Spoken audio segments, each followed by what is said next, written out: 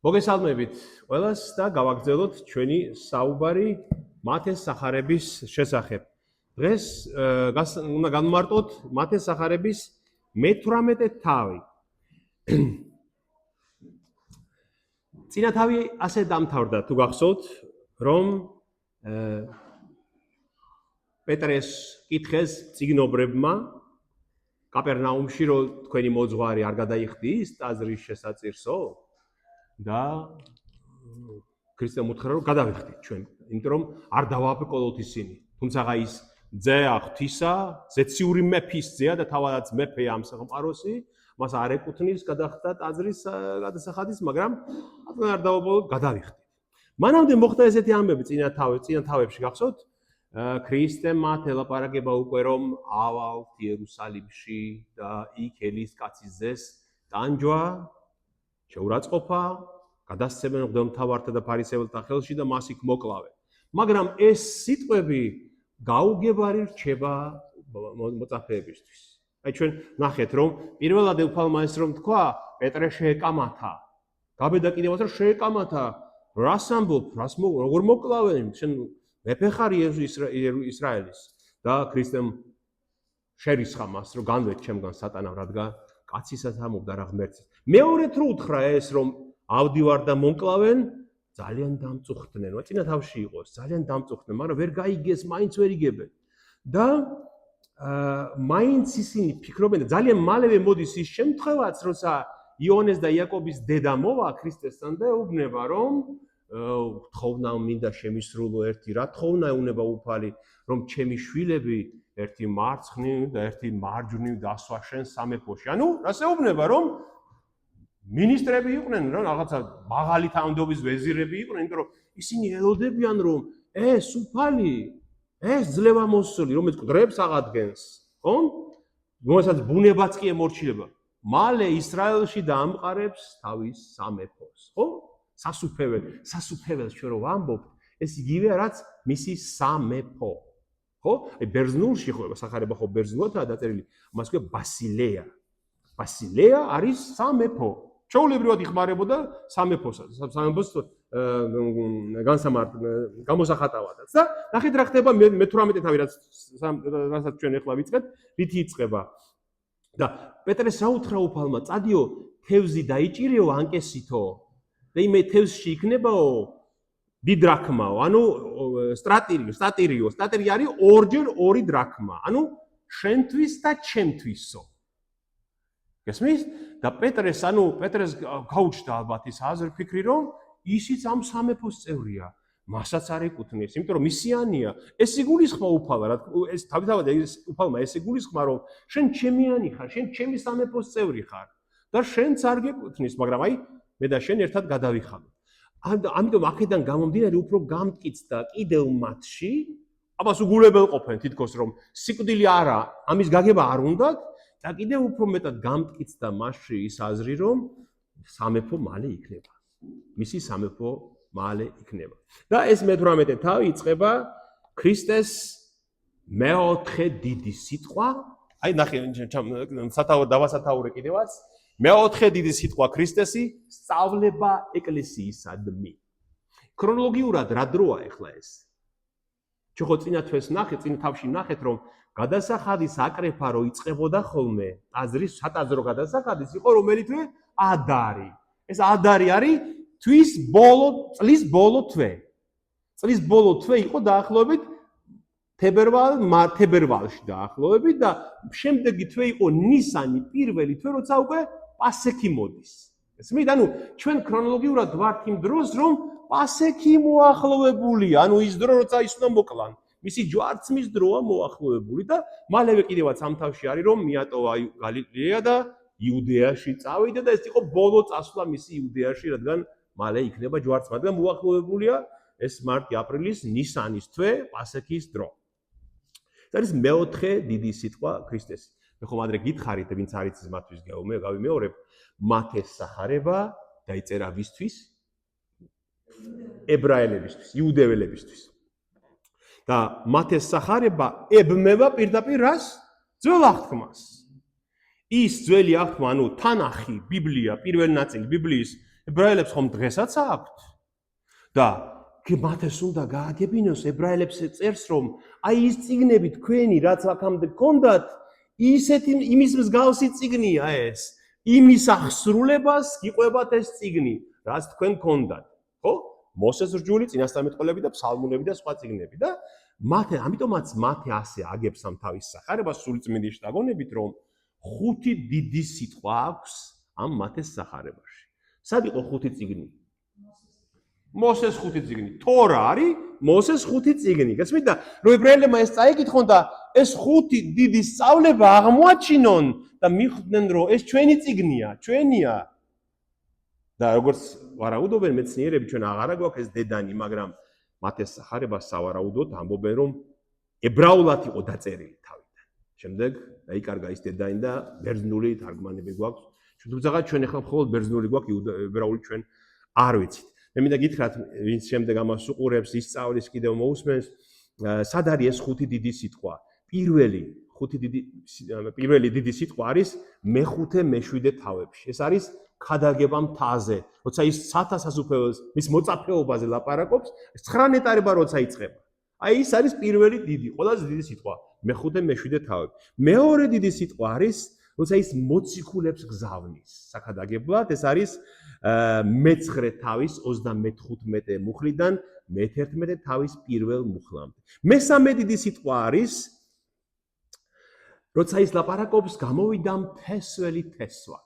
და რო ფანტავს ღმერთი ღვთის სიტყვას, ანუ თესლს და ეუბნება რომ 4 სხვადასხვა ადგილას ვარდება. ანუ სიტყვა იმას ეხება, როგორ ვრცელდება მისი მოძღვრება, მისი ქადაგება, ღვთის სიტყვა როგორ ვრცელდება ხალხში და თქვენ რომ ქადაგებთ მოციქულებს ეუბნება, იცოდეთ რომ ეს ხალხი შეხვდება თქვენ. მეოთხე დიდი სიტყვა ეს არის ეკლესიისადმი, ეკლესიის შესახებ სწავლება და მეხუთე დიდი სიტყვა ეს არის ჯვარცმის წინ ვნების შვიდეულში როცა ის ამბობს ეს არის 23 თავის პირველიდან 26-ის პირველამდე როცა ლაპარაკობს ის ვაებას ჯერ წიგნობრებზე და ფარისეველს და ერის მთავრებზე ვაი თქვენ და მწიგნობარ და ფარისეველო და მე შემდეგ ლაპარაკობს ზამაზე კითხებიან როდის იქნება შენი მეორედ მოსვლა ან როდის დაიქცევა იერუსალიმი და რო ჩამოთვლის ის ნიშნებს უფალი რა იქნება იერუსალიმის დაქცევამდე და როგორ გაგრძელდება ეს და რა იქნება მისი მეორედ მოსვლის ნიშანი და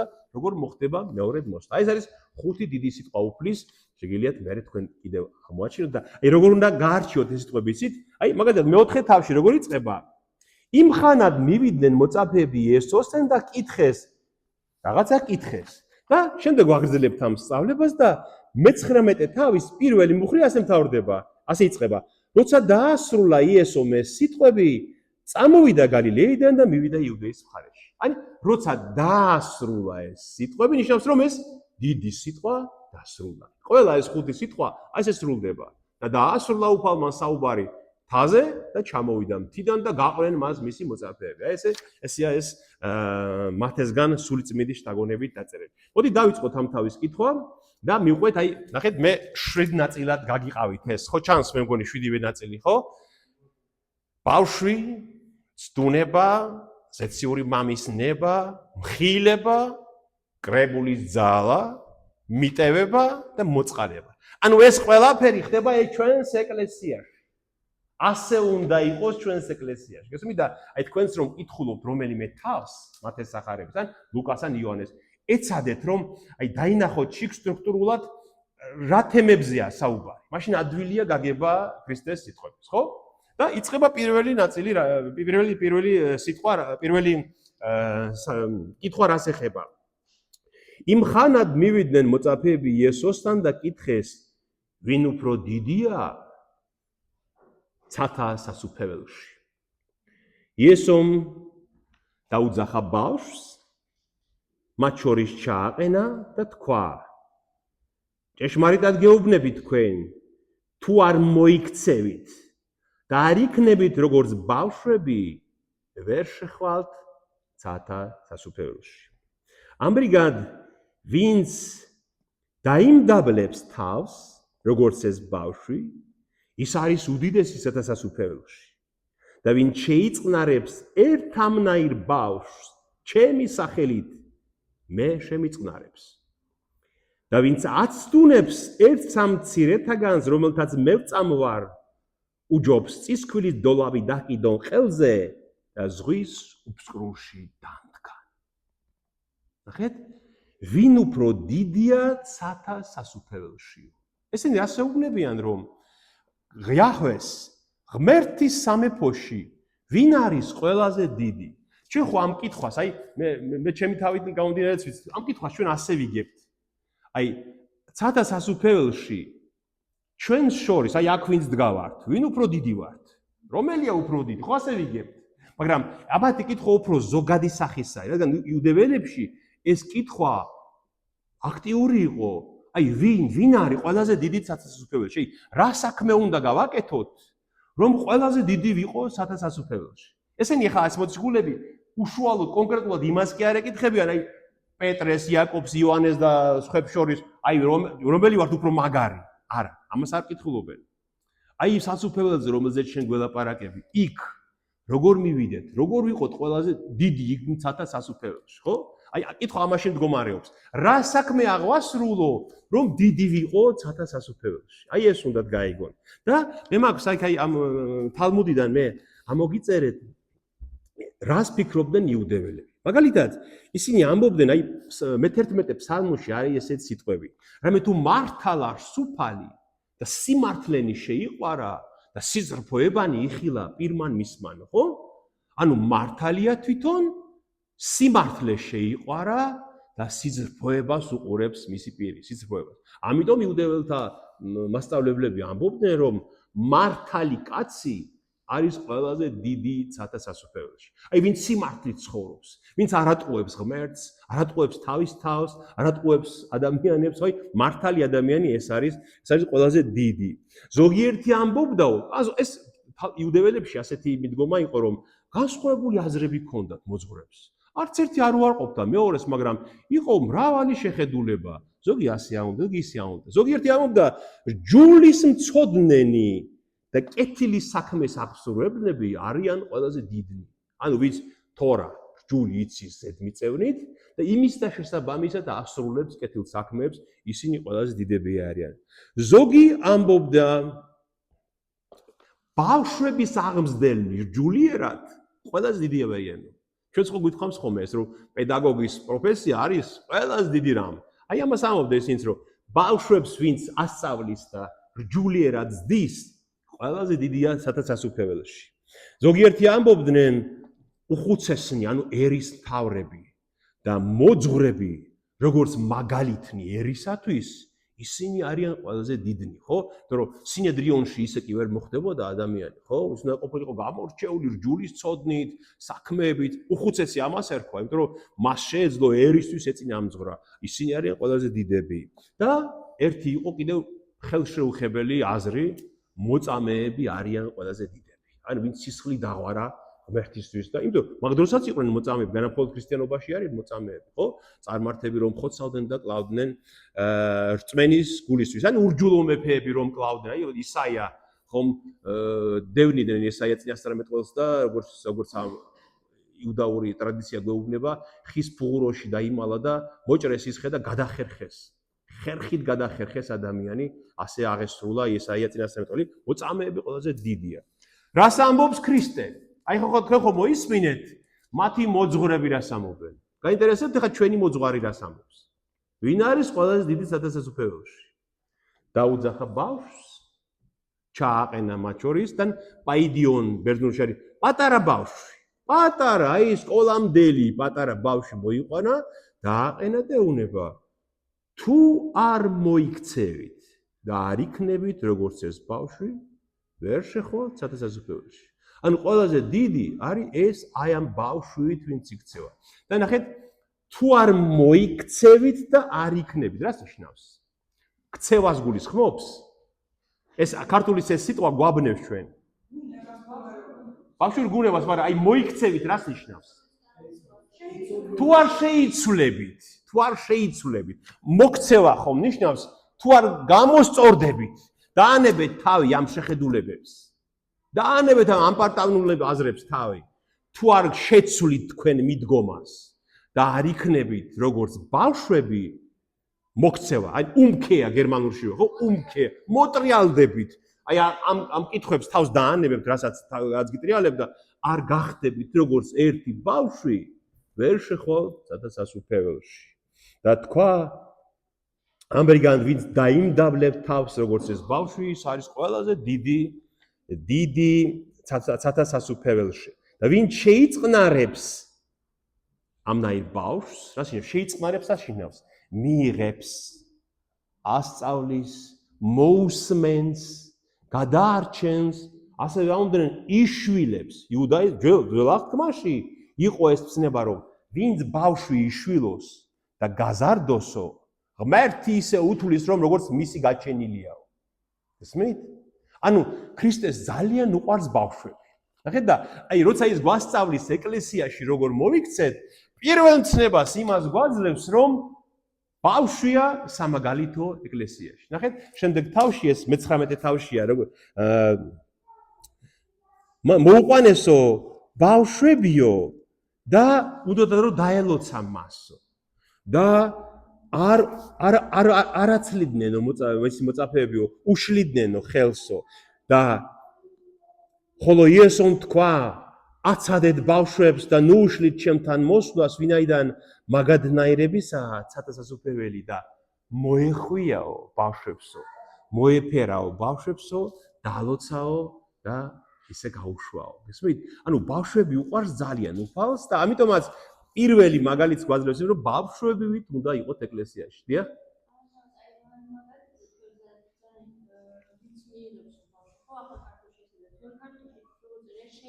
შეიწყნაროს. მაგასაც ნიშნავს, მაგასაც მოიცავს. შვილებასაც ნიშნავს, რომ იშვილოს და შეიწყნაროს, ასევე ნიშნავს, რომ აი მაგალითად რომ მოვიდა დღეს პატარა ბავშვი ჩემთან სიტყვაზე, ან თქვენთან ეკლესიაში და რაღაცას გეუბნება, რაღაცას უნდა შეიწყნარო, უნდა მოусმინო, უნდა ძალიან მნიშვნელოვანი იყოს ის შენთვის, ხო? არ უნდა გაუშვა ისე რომ არას, აი მაგალითად შეწყნარება ასევე იმას ნიშნავს უპატრონო ბავშვების მიხედვას, მოვლას, ანუ ბატონო მიიღო შენში, ესმით? ამას ამბობს უფალი და დაიმდაბლებს თავს როგორც ბავშვი. როგორ გავიგოთ ეს ჩვენ? ბავშვი რატო არის მაგალითი ბავშვი? აი დავიმდაბლოთ თავი როგორც ბავშვები. მორჩილია. კი, ის არ ეძებს ავტორიტეტს საკუთარს, ის მინდობილია. პირველი მინდობა, მორჩილება, ხო? აი როგორც შობელზე ისეა მინდობილი ბავშვი, როგორც ღმერთზე უნდა მინდობილი იყოს მოწმული. შეგვიძლია ამას მივახციოთ? რომ აი ბავშვი როგორც კი შენი ბავშვი როცა მიყავს სასეირნოდ ხელს რომ მოკიდებს არ გიშვებს, ხო? ხო ბავშვი, აი მინდობილია, შენ რასაც ეტყვი, ის წამს, იმას გიჯერებს. აი ასეთი უნდა გახდეს მორწმუნე ღმერთთან მიმართებაში. ესმით? კიდე, ბატონო? უშუალოა, გულწრფელია, უმანკოა, ფორმალობები აი თავს არ გვაჩვენებს, როგორც არის, ისეთი არის. რომ ვეკითხებით მის გონებაში იმ წურში არ ირთვება ის რა უპასუხო, ეს უპასუხო, ის უპასუხო, შევალამაზო, მოვატყუოთ, ეს მერე გვემართება ეს უბედურება ადამიანებს, თორე ბავშვი პირდაპირ პასუხობს როგორც არის ის, გულწრფელია, ხო? იერარქიას პირდაპირ იღებს, პირდაპირ გემორჩილება უფროს, ხო? გენდობა. კიდევ ერთი, ბავშვისთვის გიწყენინებიათ?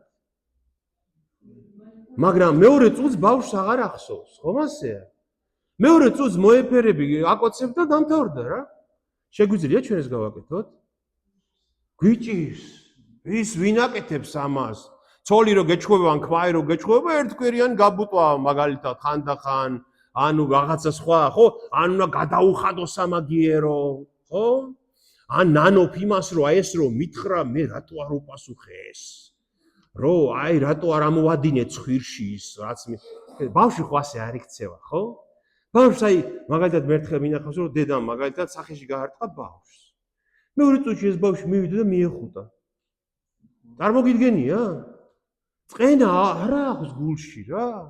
აი ასეთი უნდა იყოს მოწმუნე. ამას ამბობს ქრისტე რომ გაწყენინეს აპატიე. გაიწმინდა გული, იყავი მობიერი, აპატია. აი მაგალითად მეუღლეებს შორის, ხო, აი რამდენ ხშირად აი პრობლემა აი მეუღლეებს შორის. მაგალითად და დაქორწინდნენ, აი ეს მინდა აუცილებლად თქვენ და ბევრს აქვს ეს პრობლემა, აი დაქორწინდნენ ახალგაზრდები და თავიდან ქმარი როგორი უნდა იყოს და ცოლი როგორი უნდა იყოს, არავინ არ იცის. არავინ არ იცის. ეს ამას სწავლობ შენ იმ დროს, როცა გახდები ქმარი, ან როცა გახდები ცოლი, ხომ მეთანხმები თამაში. და პირველ წლებში, პირველ წელს, მეორე წელს შესტომებს უშვებენ ადამიანები, ხო? ჩვენი სიამაყის გამო, ჩვენი აპარტავნების გამო, სისასტიკის გამო, რაღაცა ცრუ წარმოდგენების გამო და მე ამის გამო არის ჩხუბი, ის არ უთმობს, ეს არ უთმობს, ერთმანეთს ჩხუბებიან, აი თქოს ასე ეჯახებიან როგორც ის ერკემალები ერთმანეთს და არის ერთი აუზაური. ესმის და მე ნენელა ეს ყველაფერი წნარდება, ლაგდება და უნდა ვისწავლოთ ერთმანეთს როგორ მივიღოთ ვაპატიოთ, მაგრამ ხანდახან არის ხომ ეს უბედურება, რომ ვერ პატიობს. აი იმ პირველ წელს მაგან რეები გამიკეთა. ხო? გულში აქვს ჩადებული ერთს ან მეორეს და ვერ პატიობს. უნდა შევძლოთ პატიება. ესმით? იმიტომ რომ შეუმცდარი არავინ არ არის.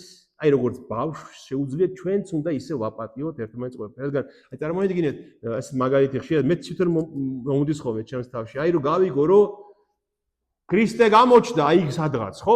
აი გავიგე რომ ქრისტე გამოჩნდა და გავრბი ვარ მის შესახვედრად. და ამ დროს ცოლის რაღაც არ მომეწონა, შეიძლება ჭუვი დაუწყო იმ დროს ცოლს. ჰა? შენ ქრისტეს შესახვედრად მიდიხარ, ამ დროს დრო გამონახე, რომ ცოლს გადაუხადო ან ქმარს გადაუხადო სამაგიერო იმისთვის რაც მოხდა. არ შეიძლება. არ არის ეს ჩვენი ქრისტიანების, თუმცა შეიძლება მიუთითოთ, თხოვოთ, ნუ ასე ნუაკეთებ ეს მწყინს, ეს შეურაცხყოფას მაყენებს, ჩემს ღირსებას ეს უნდა უთხრათ ადამიანს, მაგრამ უნდა შევძლოთ პატიება ისე სწრაფად, როგორც ბავშვი პატიობს მას. აი ამას გვეუბნება ქრისტე. თვითონ ასეთი არის ყოფილი? ხო ასეთი იყო, ხსოვთ პილატესთან რო დგას. პილატესთან კი არა, ბოდიში მღვდელმთავრებთან რო დგას, ღამე გასასამართლებად რომ მიიყვანეს და ერთმა მღვდელმთავრის მონამო სახეში გაარტყა. ღმერთ კაცს, რომელიც მკვდრებს აღადგენდა, სახეში გაარტყა ვიღაცა ჯარისკაცმა. რას ეუბნება ქრისტე? თუ რაიმე არასწორად თქვი, მითხარი რა თქვი არასწორი. და თუ მართალი ვთქვი, რატომ მირტყავ? ვის შეუძლია ეს გააკეთოს? გარდა ღმერთ კაცი, რომელიც მაგალითს გვაძლევს იმ სიმდაბლის, ბავშვური სიმდაბლის, რომელსაც ის გვეუბნება, რომ ეკლესიაში უნდა იყოს ბავშვური სიმდაბლე. აი ეს არის პირველი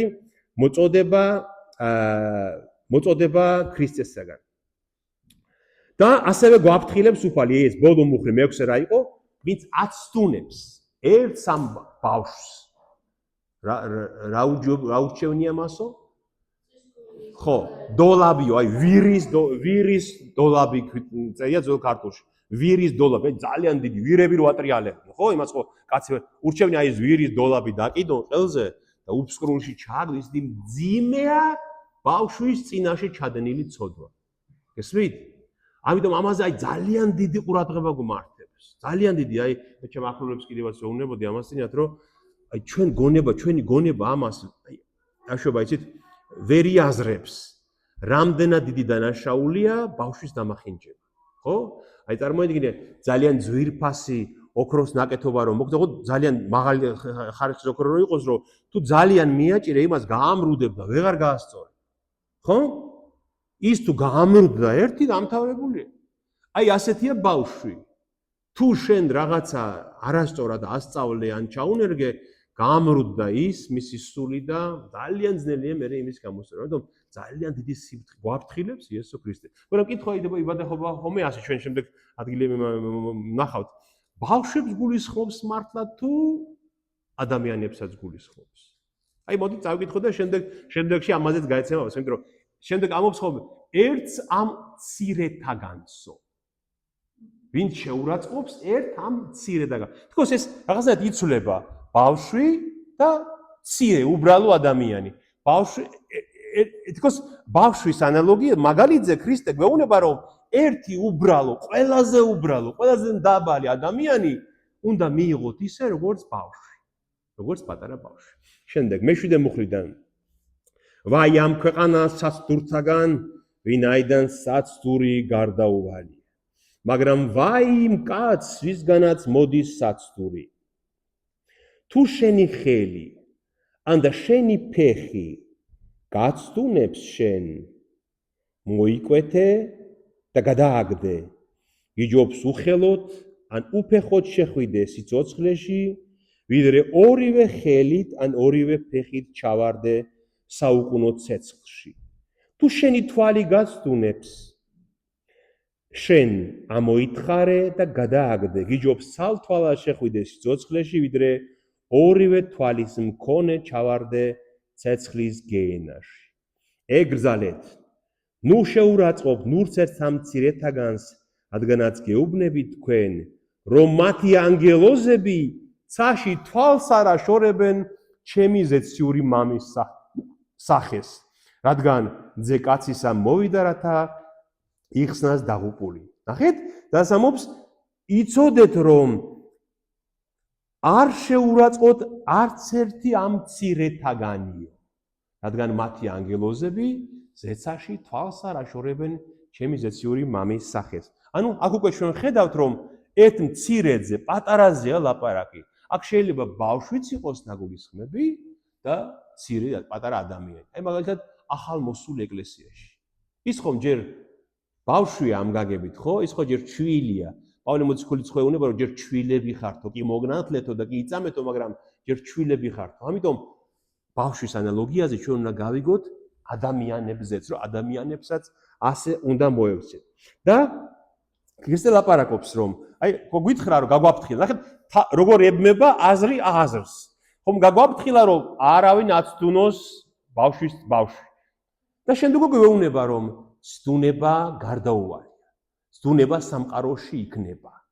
მაგრამ თქვენ იყავით ფრთხილად, რომ თქვენ არ იყოთ საცდურის მიზეზი. გესმით? აი მაგალითად მღვდელი.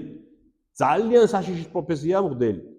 ძალიან საშიში საქმეა მღვდლობა, იმიტომ რომ შენ შეიძლება ერთი გადაბრუნებული არასწორი ნათქვამის სიტყვით საცდური გახდე ვინმესთვის. და ქრისტე ამბობს, რომ გიჯობს, რომ დოლაბი დაკიდონ და უფსკრულში დაგმთხან, ისეთი მძიმეა შეცოდება ამათთან. ნახეთ, თუ მას ხარ გვეუბნება ქრისტე, რომ ხელი მოიჭერი, ფეხი მოიჭერი, თვალი ამოიგდე. ასე ამბობს, ბოროტის სურვილი, რომელიც მოდის რამის გაკეთებიდან, სადმე წასვლისგან, რაიმეს შეხედვისგან, ეს მოიკვეთე, ხო? რომ პირდაპირ ხო ჩვენ შეუძლებელია ეს გავიგოთ, რომ ხელი მოიკვეთე. და თალმუდში არის ესეთი შემთხვევა, მე მინდა ეს ადგილი წაგიკითხოთ თქვენ და გაჩვენოთ. და საინტერესოა, ნახეთ, ჩვენ ვიცოდეთ, რამდენად ღრმათა აქვს ფესვი ახალ აღთქმას, ძველ აღთქმაში. ნახეთ, ხელი მოიჭერი, ფეხი მოიჭერი, თუ ეს გაცდუნებს. და ერთ დღესაც, აი, ნახეთ, მივიდნენ მოწაფეებიო ნახუმთან, ნახუმი იყო მათი მოძღვარი, ნახუმი გინიცოდა. გინიცო იყო ესეთი ადგილი, ცნობილი მოძღვარი იყო ეს ნახუმთან და ამასო ამ ნახუმსო ორივე ფეხი ამპუტირებული ჰქონდაო.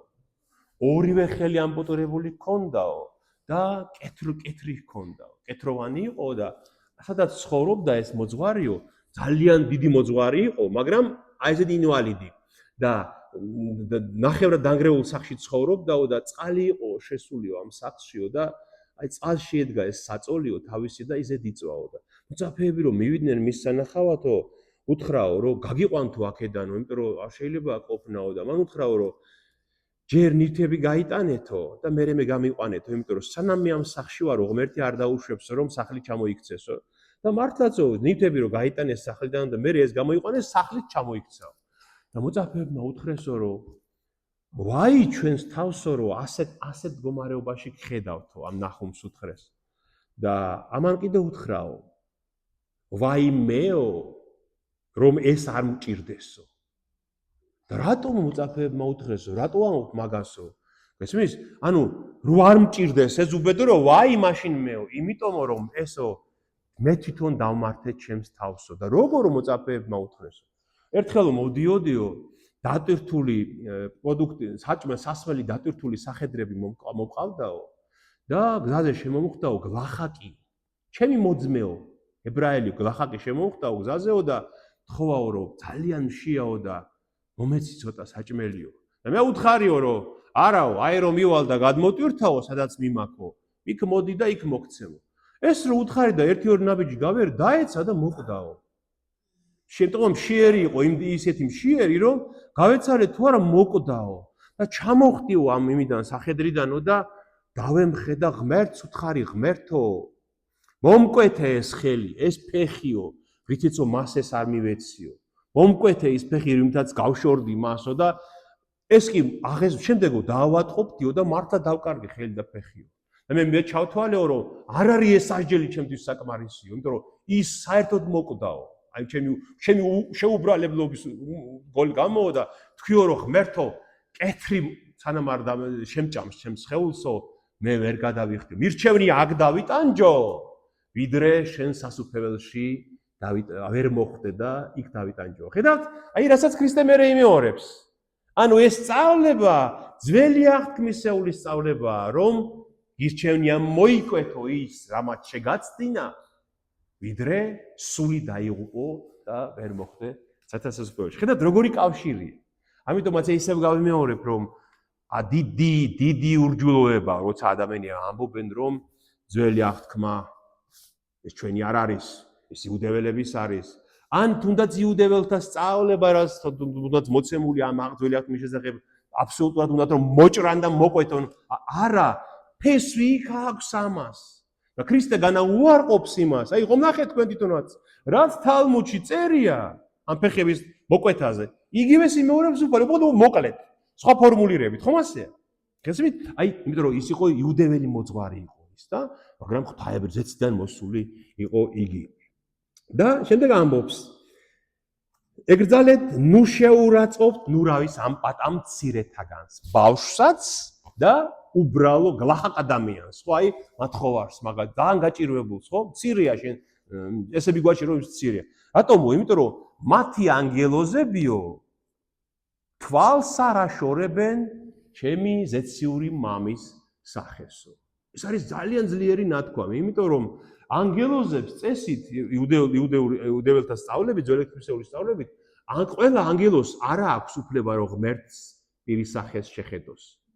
მხოლოდ უმაღლეს ანგელოზებს, ქერუბიმებს და სერაფიმებს, ვინც ყველაზე ახლოს დგანან, მათ ისინიც ფრთებით იფარავენ სახეს, ტანს, ფეხებს სახეს და ისე უგალობენ წმინდა უფალი საბაოთ, ხო?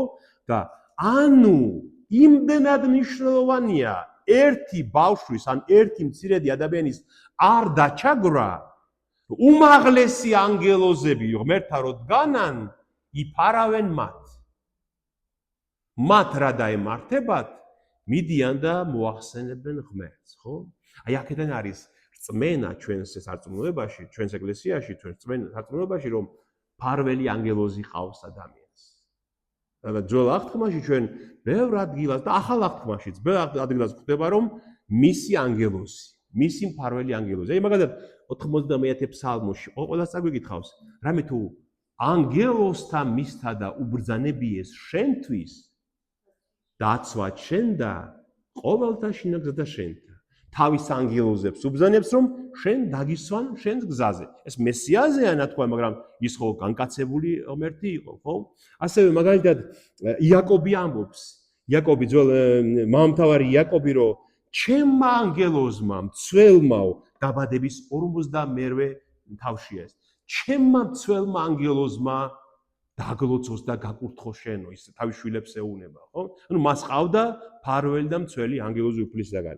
ასევე ახალ აღთქმაში მაგალითად ჩვენ გვაქვს ადგილი, როდესაც გახსოვთ მოციქულთა საქმის მე-12 თავში.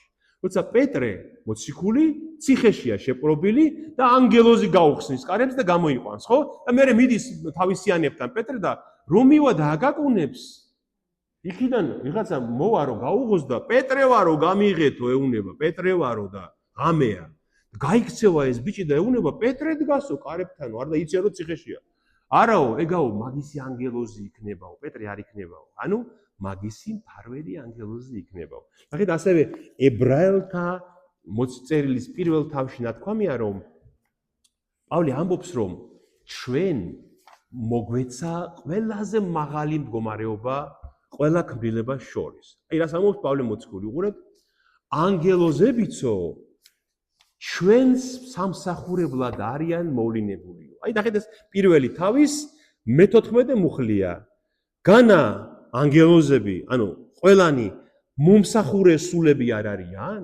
ანგელოზები არიან მომსახურე, ჩვენი მოსამსახურე სულები არიან ანგელოზები, მათ და მსახურებლად მოვლინებულნი, რომელთაც უნდა დაიმკვიდრონ სიცოცხლე. გესმით?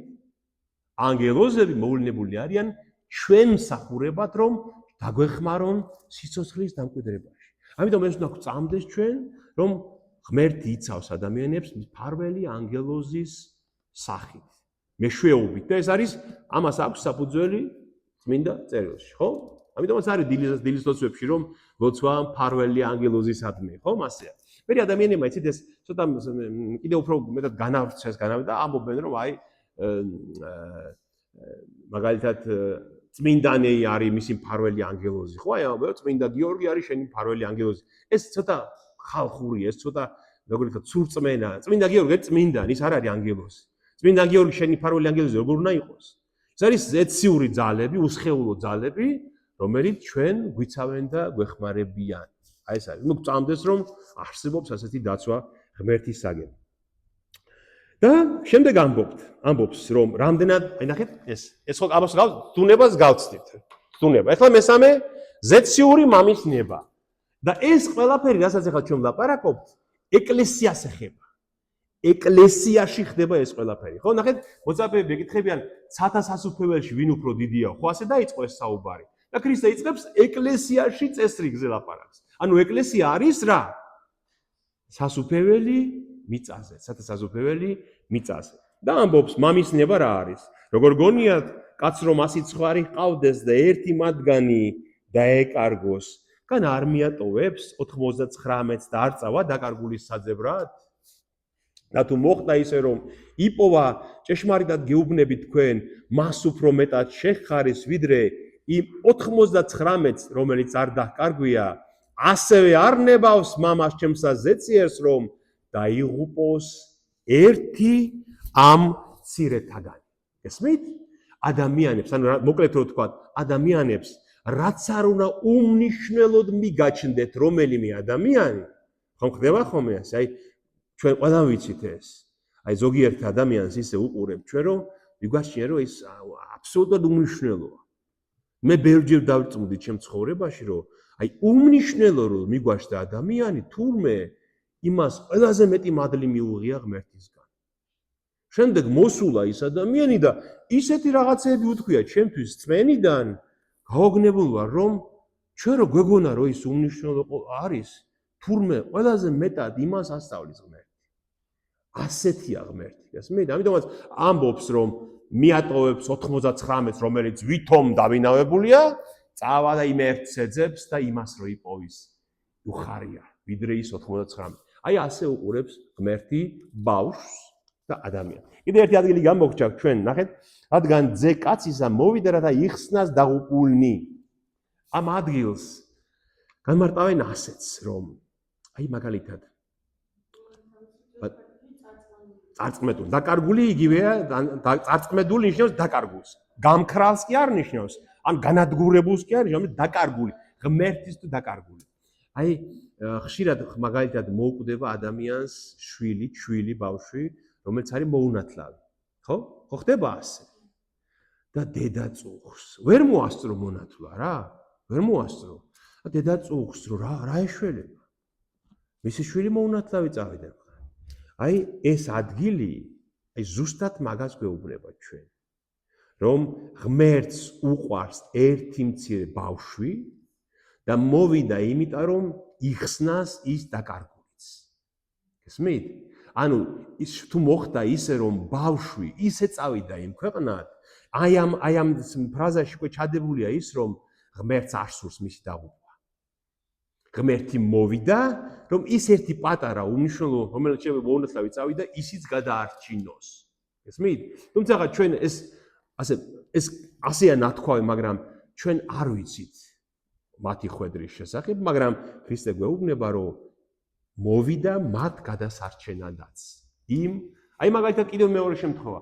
თქვა დაიბადა ადამიანი დაუნის სინდრომით. ან დაიბადა აუტიზმის სპექტრით ბავშვი, ხო? მძიმე აუტიზმის სპექტრი რომ არის ხო? ის ხო მაგალითად ჩვენ ვფიქრობთ, რომ ის ვერც ახარებას წაიკითხავს, ვერც შეიცნობს, ვერც ილოცებს, არ შეუძლია. მაგრამ ვის ხელშია ის? ღმერთის. მას არ სურს, რომ თქვენ რომ გონიათ დაკარგული, მას არ სურს მისი დაკარგვა.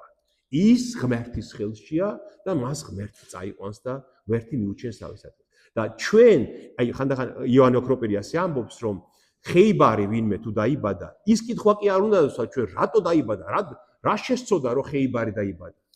ჩვენ კითხვა უნდა დავსვათ ასე, ჩვენ რა გვევალება. იქნება ჩვენი ცხონებისთვის არის ის ხეიბარი, რომ ჩვენ სიკეთე ვყოთ მის თავს. აი ასე, ხო? თუ მაგალითად ღმერთმა დაიფაროს და ვიღაცას ინვალიდი გაუჩნდა შვილი, უნდა იფიქროს, რომ ეს არის ის ტვირთი, რომელიც ღმერთმა მოიღო მის თავს, რომ იტვირთოს და დაიმკვიდროს ამითი სასუფეველი. აი ამ სახურებით. ასევე არ ნებავს მამას ჩემსა ზეციეს, რომ დაიღუპოს ერთი ამ მცირეთაგანი. ანუ არც ერთის დაღუპვა არ ნებავს. ეს არის ზეციური მამის ნება. ხოლო, ნახეთ, შემდეგ გადავდივართ. ხილება. ეკლესიაში შეგვიძლია თუ არა ხილება. ხოლო თუ შენი ძმა შესწოდავს შენს მიმართ, მიდი და ამხილე, როცა მარტო იქნებით ორივენი. და თუ შეისმინა შენი, შეგიძენია შენი ძმა. ხოლო თუ არ შეისმინა, მიიყვანა ერთი ან ორი კაცი, რათა 2 თუ 3 მოწმის პირით დადასტურდეს ყოველი სიტყვა. და თუ მათსასაც არ შეისმენს, უთხარი ეკლესიას, ხოლო თუ არც ეკლესიისა შეისმენს, მაშინ იქნება იგი შენთვის როგორც მებაჟე ან წარმართი. მებაჟეს და წარმართს უწოდებდნენ მათი მოძღვრები ძველ აღთქმაში, როგორ ადამიანს უყურეთ. აიო, თუ დაინახეო, რომ ადამიანს სიფიცხის დრო შეუძლია რომ ფული გაფლანგოსო, აი გაფიცხდა, ხო იციან, ხო გინახავთ ეგეთი ადამიანები. აი გაფიცხდა რაღაცას გამწა, გამოვიდა და მანქანა დაამტოია. აი დალეცა.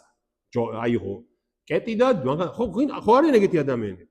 ან ის გაწოფდა რაღაცაზე, გამოვიდა და მთელი ფული მიფლანგა რაღაც სისულელეებში, ხო?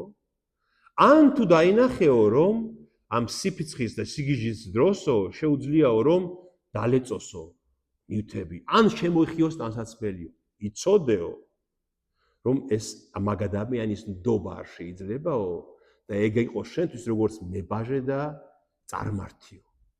რატომ? იმიტომ რომ ეშმაკი ასე მოქმედებსო. ჯერ ფულს დააფლანგინებს, ჯერ ნივთებს დაალეწინებს და მერე ეტყვის უარყავი რჯული და ღმერთი და იმასაც გააკეთებს. გესმით? ანუ რა ძისპამია მე რომ აი ის მოიკვეთე ხელი, მოიკვეთე ფეხი, მოიკვეთე თვალი, ამას გულისხმობს რომ აი თუ შენ ვერ იმორჩილებს ხეულს შენ სიბრაზეში, იცოდე რომ ეს მიგიყვანს დაღუპვამდე. ეს არის ეშმაკის ხერხი და შენ უნდა იცოდე რომ მისი ნდობა არ შეიძლება ამ ადამიანის. რა?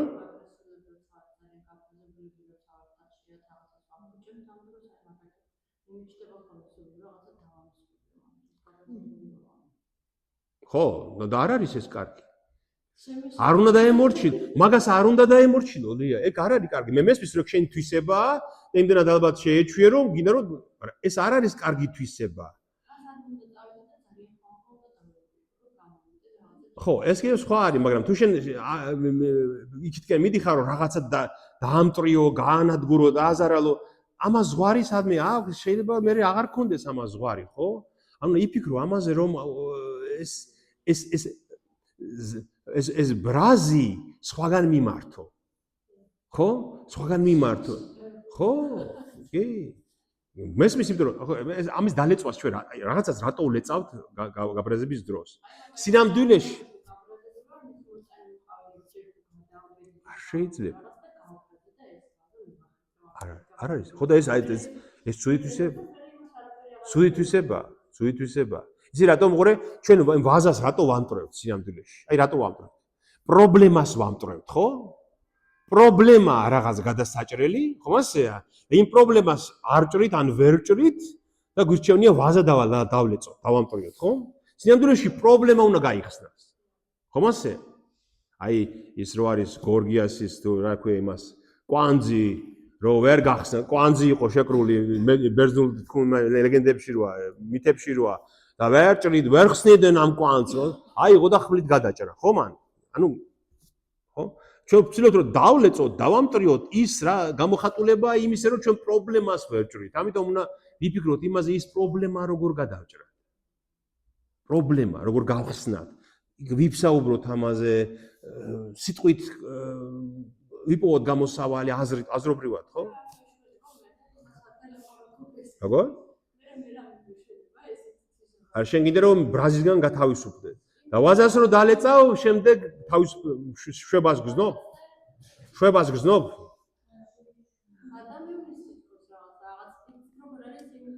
ხომ არა ეს დროებით? ხო, ეს დროებითია მაინც. ეს დროებითია, ეს გაყუჩება მაინც. ამიტომ თქვა ისეთი რამე რო დაამტრიორის დამტრევაც არ შეიძლება, ხო შეიძლება მოხდეს ასე. დიახ. გონია ეგეთი. ხო, აი მაგაშია საკ. ხო და მე კარგია ეგ? ანუ საბოლოო ჯამში არ არის კარგი. ხო? ასეა ნამდვილად. აი მაგალითად მე მომისმენია რომ მაგალითად აი მაგ ბრაზის დროს მეუღლესთვის ისე ჩაურტყია რომ სამუდამოდ დარჩა მას ის კვალი. ხო? ისიც მაგას ამობს რომ აი თუ არ ჩავარტყი, მე ვერ დამოვისუნდ, ვერ დავისვენებ, ხო? ვერ შეიძლება ეს გაკეთება. ხო, ნუ ვაზას ხა, მაგრამ ღერთ მაქნას ვაზაზე გაჩერდე ღერთ მაქნას, მაგრამ ხო აი მოგალდა მე ერთ ადამიანზე მომიყვნენ რომ ბრაზისგან ახალთახალი მანქანა წაიყვანა და მიახეთქა მას ბოძს და დაამტრია. რა მერე? რა მოხდა? ის ვის დააკლდა? შენ ოჯახს და შენ შვილებს, ხო? ეს რა გამოსავალია? პირიქით, უნდა გამოსავალი იპოვო. მე ყველას მოგდის, განა მე არ მქონია, მეც მოგდის, მაგრამ უნდა შეძლო მის შეკავება. ანუ ის პარკი რასაც იმ პარკს აძლევს ის გადავყენ მასული და აღარ მივიდა ის პარკი. ყვავილმა რა დაგიშავა? ხო და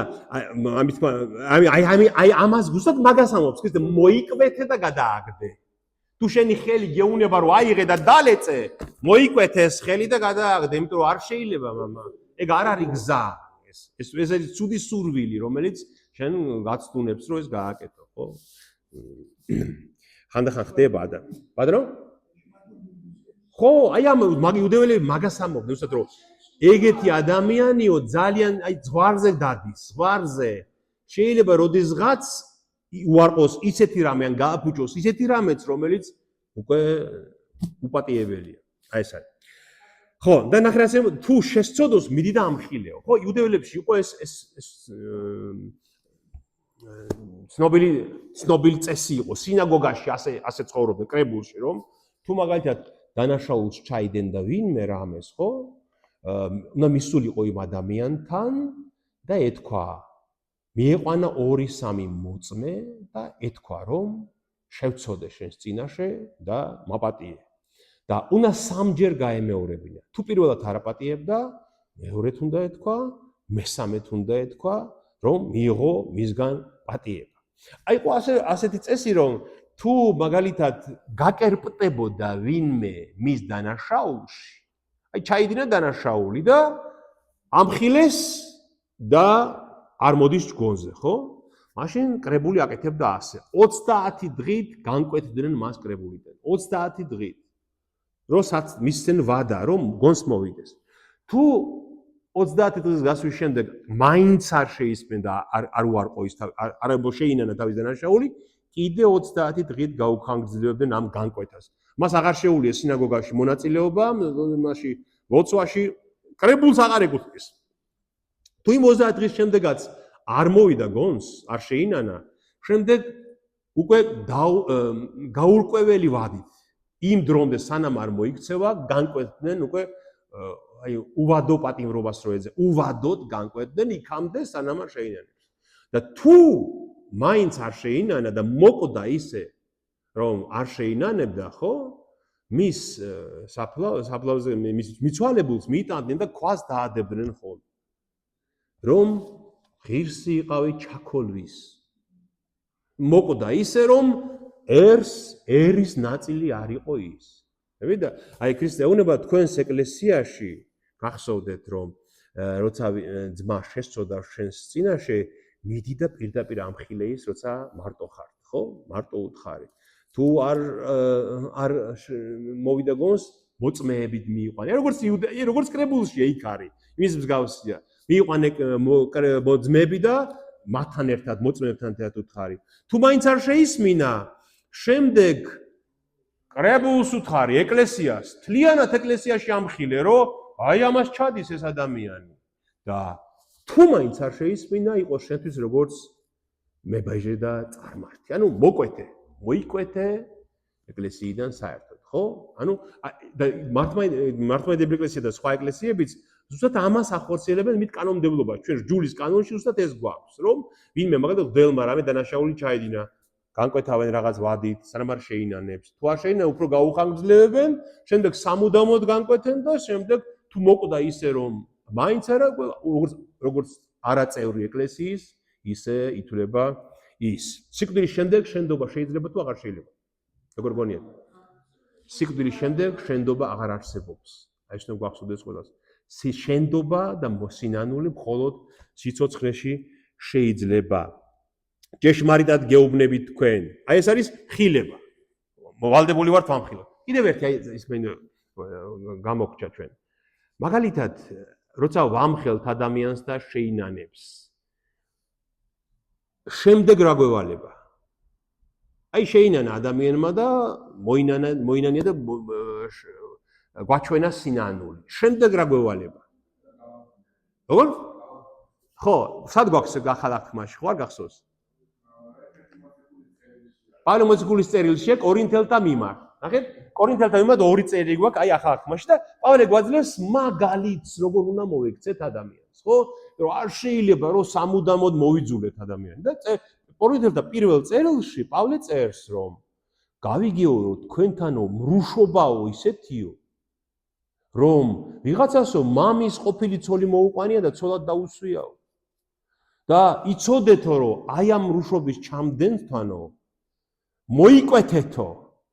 მოიკვეთეთო, ყურიც კი არ ჭამოთ, გამარჯვებასო, ხელიც არ ჩამოართვათ და მისი ხორციო სატანას გადაერჩეს, სატანჯველად, რომ სული გადარჩეს. ანუ რას ამბობს პავლე? ფიგურალურად ამბობს პავლე, რომ აი იწვალოს, დაიტანჯოს, რომ გარიყავთ კრებულიდან, სატანას მიეცეს ხორცი, ამას ნიშნავს, თორე ხა ეს მაქვს როგორ უნდა მისცე მისი ხორცი.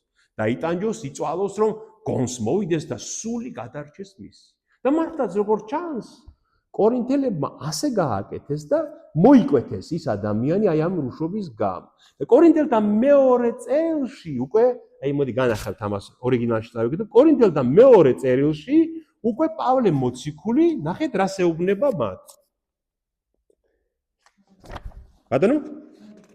მეორე თავში, კორინთელთა მეორე თავში. ვინაიდან დიდი მწუხარებით, გულის ტკივილითა და ცრემლების ფქვევით, იმიტომ კი არ გწერდით, რომ დამემწუხრებინეთ, არამედ რათა შეგეცნოთ, რაოდენ დიდი სიყვარული მაქვს თქვენდამი. ძიმე რაღაცები მოგწერეთ ეუბნება წინა თავში. მაგრამ იცოდეთ რომ მიყვარხართ, იმიტომ გწერდით ამას. ხოლო თუ ვინმე დამამწუხრა, მე კი არ დამამწუხრა, არამედ ნაწილობრივ რომ არ გადავაჭარბო, ყველა თქვენგანი დამამწუხრა, ხო იმ ძიმე შემთხვევამ, რომ ვიღაცა ძალიან მრუშობდა ეკლესიაში. ამნაირისათვის საკმარისია ეს შერისხვა მრავალთა მიერ. როგორც ჩანს იმ ძმამ შეინანა ის თავის დანაშაული, გამოსწორდა ის ცოდვა მიატოვა და ამნაირისთვისო საკმარისია ახლა ეს შერისხვაო მრავალთა მიერ. ასე რომ პირიქით გმართებთ უმალ მიუტევოთ და ანუგეშოთ, რათა მეტისმედ მწუხარებამ არ დანთქას იგიო. ახლა მოეფერეთ, ანუგეშეთ, გვერდზე დაუდექით, რომ მეტისმედ მწუხარებამ არ შეჭამოს კაცი და არ გაანადგუროს, ხო? იმიტომ რომ ხო არ ჩავარდეს იმაში სასწარკვეთაში. ამიტომაც გევედრებით სიყვარული დაუდასტურეთ მას. აი ესეთი ძიმე ცოდვის ჩამდეს. და მე ეუბნება, რათა არ ვიძლიოთ სატანის მიერ, ვინაიდან ჩვენთვის უცნობი როდია მისი ზრახვები. სატანასაც ეს უნდა, რომ ხელიკრად გარიყოთ და დაიღუპოს ადამიანის სამუდამოდ. ამიტომ ამხილეთ, მაგრამ მოიქცევა სიყვარულით მიიღეთ და აპატიეთ და გაამხრევეთ და ანუგეშეთ იგი, ხო? გასაგებია, აი ეკლესიაში ასე უნდა ვიქცეოდეთ ყველანი, ხო? უარყოფით, ცუდი ამბები ჩვენთანაც ხდება მაგალითად, ხო? მაგრამ როგორც კი ადამიანი მოbrunდება, მოვა ისევ ჩვენთან და შეინანებს, სინანულით მოვა, ისე როგორც ძმა და და ისე უნდა ვივიღოთ იგი. და შემდეგ ეუბნება, ნახეთ? ხილება გავიარეთ. კრებულის ძალა, ეს ძალიან მნიშვნელოვანია, კრებულის ძალა. ჭეშმარიტად გეუბნებით თქვენ, რასაც შეკრავთ მიწაზე, შეკრული იქნება ცაშიც და რასაც დაახსნით მიწაზე, დაახსნილი იქნება ცაშიც. კვლავ ჭეშმარიტად გეუბნებით თქვენ, თუ ორი თქვენგანი შეთანხმდება ამ ქვეყნად და ერთად ითხოვს რასმე, მაშინ რასაც უნდა ითხოვდნენ, მიეცემათ მამის ჩემის ზეციერისაგან, რადგან სადაც 2 თუ 3 შეიყრება ჩემი სახელით, მეც იქვე ვარ მათ შორის. და კრებულს აძლევს ქრისტე ძალას, რომ რასაც შეკრავთ ამ ქვეყანაზე, ზეცაში შეკრულია, ასაც გახსნით, გახსნილია. რის შეკრაზე და გახსნაზე ლაპარაკობს, როგორ ფიქრობთ თქვენ? ბატონო? როგორ? მრევლის. ანუ აქ ლაპარაკია შეჩვენებაზე. გესმით? ბატონო? ხო, კრებულიდან გაძევებაზე და კრებულში მიღებაზე, იმიტომ რომ ეს ძველი ათქმისეული ტერმინია, ისევ შეკრა და გახსნა ნიშნავს, რომ აი მაგალითად ძიმე მცოდველ ადამიანს კრებული შევკრავთ და ვეტყვით, რომ შენ კრებულის წევრი აღარ ხარ, შეკრული ხარ და ქრისტე მათ პირდება, რომ აი რასაც შეკრავთ, თუ ჩემი სულით მოქმედებთ, თუ ჭეშმარიტად მართლად მოქმედებთ, შეკრული იქნება ზეცაშიც და ხო, აპატიებთ, შემდეგ გახსნილი იქნება ზეცაშიც და თუ 2 ან 3 შეთანხმდება რამეს და ისე ითხოვს, ხო? ითხოვს რას, მაშინვე მიეცემათ მამის ჩემის ზეციერისაგან. მაგრამ ერთი სიტყვა არ უნდა გამოგჩეს რამე. რადგან თუ 2 და 3 შეიყრება ჩემი სახელით, მეც იქვე ვარ მათ შორის. აი ეს ჩემი სახელით რას გულისხმობს, როგორ გონია? ძალიან მნიშვნელოვანია ეს. ჩემი სახელით თუ შეიკრიბებით, მეც იქვე ვარ მათ შორის. ანუ იმ სიმართლით, რაც მე დაგიტოვეთ. ისე კი არა თქვენ ავაზაკებივით სადღაც შეიკრიბოთ და ვიღაცას რაღაც გადაუწყვიტოთ. თუ აი იმ სიმართლით, იმ რჯულით, იმ ცნებებით, იმ მოძღვრებით მოქმედებთ და მაშინ შეკრავთ ვინმეს, ან რამეს ითხოვთ, მაშინ ვარ მე თქვენ შორის და მაშინ არის ზეცაში გახსნილი და დაღუპული. და მაგალითად იყო ეკლესიის ისტორიაში 459 წელს ეფესო იყო დღევანდელი თურქეთის ტერიტორიაზე, ბიზანტიაში, რომის იმპერიაში, უпростоრად აღმოსავლეთ რომის იმპერიაში, ქალაქი იქ ჩატარდა კრება, საეკლესიო კრება და ავაზაკთა კრება ეწოდება მას. გესმით? მიიტაც ეს ძალაუფლება, კამათი მიმდინარეობდა ქრისტეს ბუნებაზე. მას ღვთაებრივი და კაცობრივი ნება და ბუნება ჰქონდა, ამაზე იყო კამათი, ესენი ამბობდნენ, რომ არა, მას ერთი ნება და ერთი ბუნება აქვს, იმავე 2 აქვს, ხო? და ცნობილი დავა და ის ერეტიკოსები, ვინც იყვნენ, ვინც უარყოფდა ქრისტეში ორ ბუნებას, რა გააკეთეს? იმპერატორი მიიმხრეს, ესენი ჩაამწყვდიეს სადღაც ციხეში, ანუ ჩამოსული ხალხი კრებაზე დასასწრებად დააპატიმრეს, რადგან ძალაუფლება ჰქონდათ, არ შეუშვეს კრებაზე, არ აძლევდნენ სიტყვას, არ ალაპარაკეს და გაიტანეს ძალით ის დოგმატი, რაც ნამდვილში ავაზაკობა იყო. შემდგომმა კრებამ შეაჩვენა ისინი და ისტორიაში ეწოდება ავაზაკთა კრება. ავაზაკე, თუმცა ეპისკოპოსები იყვნენ, პატრიარქი იყო იმისი კონსტანტინოპოლის მოთავე ამისი, მაგრამ ავაზაკთა კრება ეწოდა, იმიტომ რომ ქრისტეს სულით არ მოქმედებდნენ ისინი, რომ ძალმომრეობით მოქმედებდნენ. ამიტომაც ქრისტიანობას არ დაგავიწყდეთ 2 ან 3 შეიყრება ჩემი სახელით, ჩემი სულით უნდა იყოთ შეკრებილები. ნახეთ, ეს ადგილი მინდა განახოთ, მალაქია წინასწარმეტყველის მე-13 თავშია, ნახეთ, რომ ვიცოდეთ, აი, რატომ არის მნიშვნელოვანი ჩვენი ეკლესიის შეკრება. მე-13 თავის მე-16 მუხლია. როცა უფლის მოშიშნი ლაპარაკობენ ერთმანეთში, ყურს უგდებს უფალი, ესმის და იწერება მის წინაშე სამახსოვრო წიგნი უფლის მოშიშთათვის და მისი სახელის მოხსენებელთათვის. გესმით? აი, ეხლა ჩვენ ხო ერთმანეთში უფლის მოშიშნი ვლაპარაკობთ ერთმანეთში, ხო? ღმერთზე ვლაპარაკობთ. ყურს უგდებს უფალიო და ყველაფერი იწერება სამახსოვრო წიგნშიო. წარმოგიდგენიათ, ბიბლიაში მალაქია წინასწარმეტყველი, რომელსაც ქრისტე იმოწმებს მერე აი ამ მალაქიას, იმდენად სანდოა. გესმით? მალაქია ამბობს, რომ იცოდეთ 2 და 3 როცა ლაპარაკობთ. აი დღეს ხო ვილაპარაკეთ ჩვენ ტაძარში რაღაცები, ხო? თქვენც მითხარით, მეც გითხარით და უფლის ძიებაში ვიყავით. ღმერთი გვისმენს და იწერება სამახსოვრო წიგნში შემდეგ წაშინილი სამსჯავროსთვის. აი ეს არის მნიშვნელოვანი. და ამას ამბობს იესო ქრისტეც გვიდასტურებს. ამიტომ საჭირო ერთად ლოცვა, ხო? ჩვენ ხო ეს ვიცით, რომ აი ანახარ მოდგებიან და ამბობენ, რომ რა ტაძარში რო არ მივიდე წირვაზე, რა ისე არ ვარ მორწმუნე? კი, როგორ არ ახარ? მაგრამ იქ ღმერთი გვისმენს აქ უფრო მეტად. კრებულის ძალა სხვა არის. თვითონ ქრისტემ გითხრა, ბიბლია გვეუბნება მაგას, რომ აქედან უფრო მეტად ის. აი, ნახეთ როგორ რაღაცა იცით?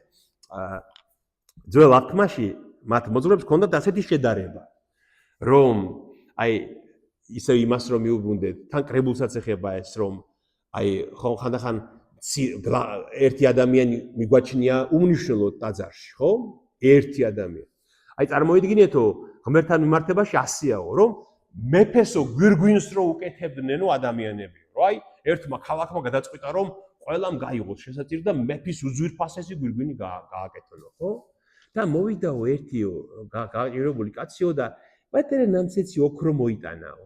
აი ესეცო უთხრაო. და გამოართვეს და გვირგვინზე გაუკეთეს. და მერე მეფე მოვიდა და ეს გვირგვინი დაიდგა. ვინმე უარს ეტყვის იმ გლახაკს იმ შესაწირზე? ხო არა, მაგრამ მისი შესაწირი ის პატარა მეფის გვირგვინად იქცა, ხო? აი ამიტომ კრებულის ძალა და ერთად ლოცვა მნიშვნელოვანია, რომ ყველას ხმა მიდის ერთად ღმერთამდე. ის გვირგვინი ხო ღმერთის დიდებას ნიშნავს საბოლოოდ, ხო? აი ამას გვასწავლის ეს ადგილი. და კიდევ ერთი, ნახეთ, ეს 2 და 3 შეკრებაზე არის ლაპარაკი. 91 ფსალმუნი, ნახეთ როგორია?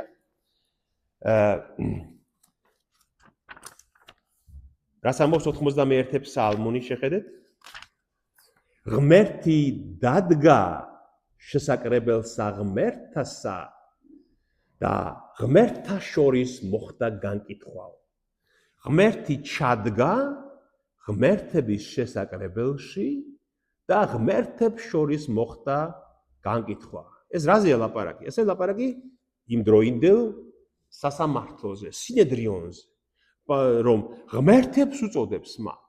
რადგან ღმერთის ძალით უნდა სჯიდნენ ისინი, წერია რომ თვითავად ღმერთია, ნამდვილი ღმერთი, ბუნებითი ღმერთი მათ შორის ჩადგა, ღმერთებს შორის და ღმერთებს შორის მოხდა ადამიანის გასამართლება. ხედავთ როგორ რამ სიმაღლეზე აყავს თვითონ ფსალმუნს და ღმერთს კრებული. თუ ღმერთის ნებით სჯით, თქვათ ღმერთები ხართ და ღმერთია თქვენს შორის. აი ამას ადასტურებს ქრისტეც, ხედავთ? აი ფსალმუნსაც როგორ ეხმიანება ეს 2 და 3 კაცის შეკრება. მაშინ მიუახლოვდა მას პეტრე და უთხრა, უფალო, რამდენჯერ უნდა მიუტევო ჩემს ძმას, რომელიც ჩემ წინააღმდეგ სოდავს? 7 ჯერ? აი, უკვე მივედით აქ, მიტევებასთან მივედით. რამდენჯერ ვაპატიო? 7 ჯერ ვაპატიო, ვინც რომ ჩემს ძმას, რომელიც სოდავს ჩემს წინააღმდეგ? იესო მიუგო, არ გეუბნები 7 ჯერ მეთქი, არამედ 70 გზის 7 ჯერ. ანუ პატიება უნდა იყოს უსასრულო. გესმით? აი ეს 7-ჯერ 70 და ისეთ ზოგ თარგმანებში ორიგინალში, ებრაულ ორიგინალში არის 77-ჯერ 7-ჯერ. ეს არის ძველ ებრაული, ძველი აღთქმისეული ტერმინი, რომ აი მაგალითად კაენმა რომ მოკლა აბელი, ღმერთი ხო შეაჩვენებს მას და მიდის კაენი და ღმერთი ამბობს რომ უნდა დაიტანჯოს აბელი, კაენი სანამ არ მიხვდება თავის ცოდვას, ამიტომ 7 გზის მიეზღვევა იმას, ვინც მოკლავს კაენს. უნდა იცოცხლოს მან, უნდა ატაროს ეს ცოდვა. 7 გზის მიეზღვევა. ანუ 7 იყო სრულყოფილების რიცხვი, თორე ღმერთმა ხო 7 დღეს შექმნა სამყარო, 7 ძალიან მნიშვნელოვანი რიცხვია. შემდეგ ადამის და ევას შთამომავლებაში იყო ერთი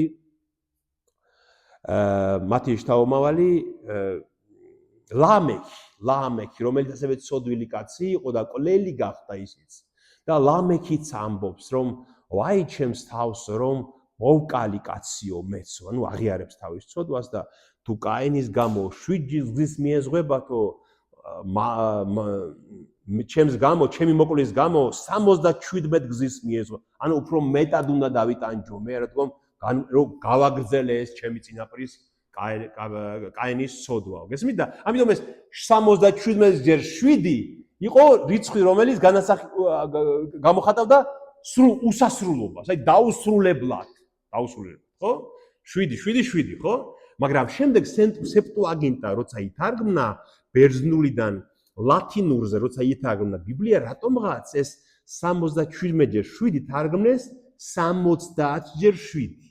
და ესე გადმოვიდა მე შემდეგ ჩვენს ახალ აღთქმაშიც, მაგრამ ორივე, როგორც ჩანს, ორივე მიღებული იყო იმ ენაში, ორივე 77-ჯერ 7 და 70-გზის 7, ხო? პრინციპში ერთ და იგივე რამეს განასახიერებს. და ქრისტე ეუბნება, რომ პატიება უნდა იყოს უსასრულო და უპირობო. როცა ჩვენ ლაპარაკობთ მამაო ჩვენოს დროს, მოგვიტევენ ჩვენ თანანადებნი ჩვენი. როგორც ჩვენ მიუტევებთ თანამდებთან მათ ჩვენ. ჩვენი ხო არ ვამბობთ, რომ როგორც ჩვენ მიუტევებთ მათ, ვინც პატიებას გთხოვს ჩვენ, ხო არ ვამბობთ ასე? ხო არ ვამბობთ?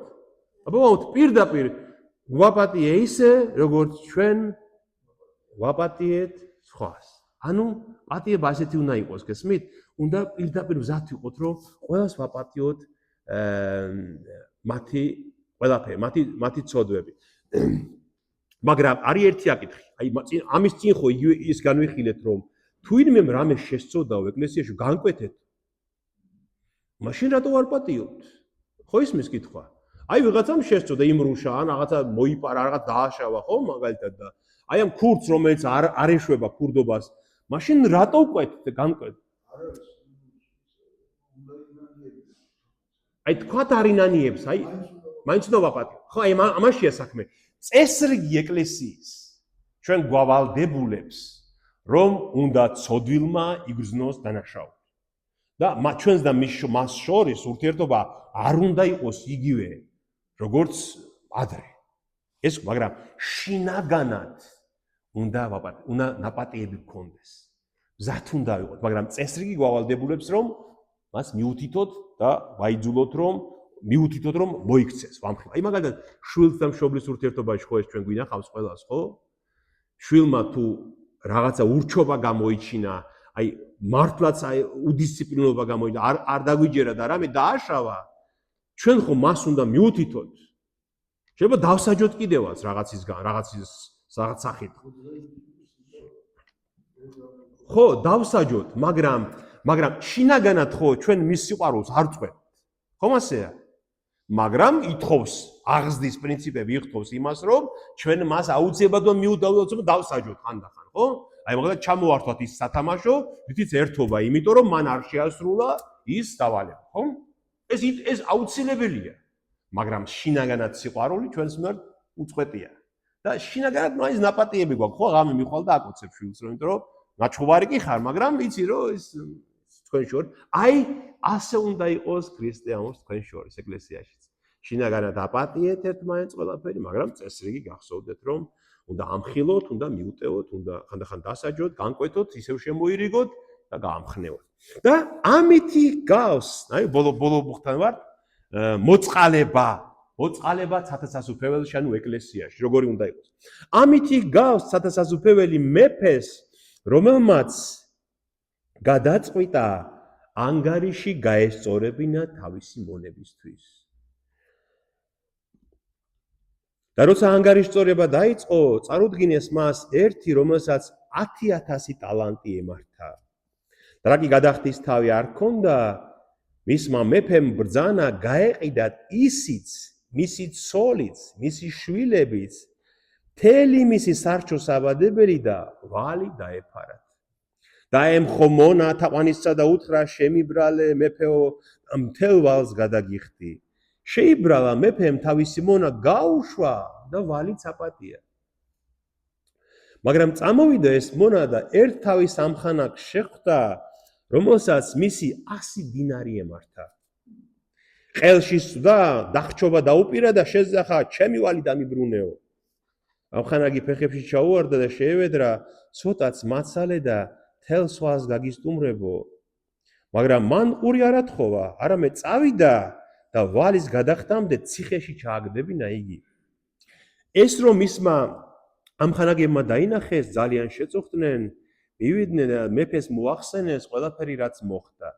მაშინ მეფემ დაიბარა მონა და უთხრა, შებოროტო, მთელი ვალი გაპატიე, რა გიღამთხოვე. ნუ თუ არ გმართებ და ასევე შეგებრალებინა შენი ამხანაგი, როგორც მე შეგიბრალე შენ. განრისხდა მეფე და მტანჯველებს მისცა ხელში, ვიდრე არ გადაიხდიდა მთელს თავის ვალს. ასევე მოგექცევათ მამა ჩემი ზეციერი, თუ მთელი გულით არ მიუტევებთ თქვენს ძმას ის შეცოდებებს. ნახეთ, და უფალი მოყავს იგავი, რომ გაგვაგებინოს ზუსტად ღმერთი როგორ უყურებს მიტევებას და მოწყალებას ეკლესიაში. და ეს მეფე თავისთავად არის ღმერთი და ანგარიშწორება ადამიანებთან არის ის, რომ ყველა ადამიანი ვალშია ღმერთის წინაშე. რადგან მან შებრალა ის, რაც ღმერთმა შექმნა. ხომ ასეა? ჩვენ ყველა ვალში ვართ ღმერთის წინაშე. ყველა დამნაშავეები ვართ, იმიტომ რომ ჩვენ გავაფუჭეთ ის, რაც მან შექმნა და რაც მან მოგცა. გავაფუჭეთ იმიტომ, რომ ასავირჩიეთ. ხომ ესეა? ხო? ვიღაცა ამბობს, რომ ასე შექმნა ღმერთმა, ასე არ შეუქმნია. ერთადერთი რაც ღმერთმა შექმნა არის ჩვენი თავისუფალი ნება, რომელიც ასე თქვა, რომელმაც ჩვენ გვიბიძგა ცოდვისკენ და ჩვენ გავაფუჭეთ. ამიტომ დამნაშავეები ვართ. და ნახეთ, 10,000 ტალანტი ემართა მისი. 10,000 ტალანტი რამდენია, იცით? ტალანტი არის 6,000, ხო თქვი, ანუ 6 მილიონი. 6 მილიონი დინარი. ბოდი 60 მილიონი დინარი. 60 მილიონი დინარი არის 60 მილიონი სამუშაო დღე. ხო თქვით, რომ დინარი ერთი კაცის ნაზღაურება იყო დღეში.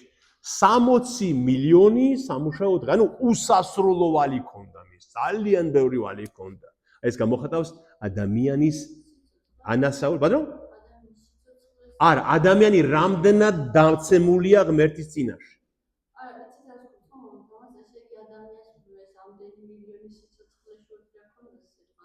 არა, ეს რიცხვი 60 მილიონი დინარი, ანუ ეს ასე ნაჩვენებია 10,000 ტალანტი.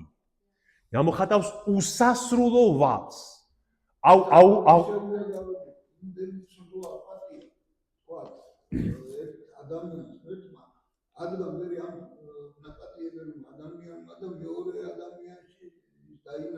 პატარა, უფრო პატარა, ხო?